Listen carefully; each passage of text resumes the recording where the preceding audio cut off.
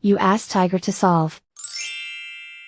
This deals with linear equations with one unknown. The final result is x equals 2. Let's solve it step by step. Simplify the expression. Expand the parentheses. Multiply the coefficients.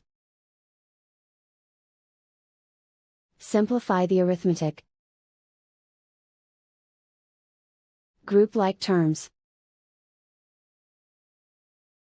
Combine like terms. Group all x terms on the left side of the equation. Subtract 4x from both sides. Group like terms. Simplify the arithmetic.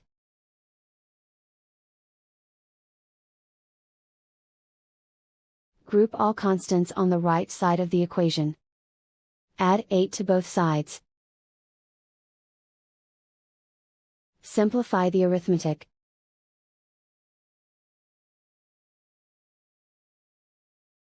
Isolate the x. Divide both sides by 4. Simplify the fraction. Find the greatest common factor of the numerator and denominator.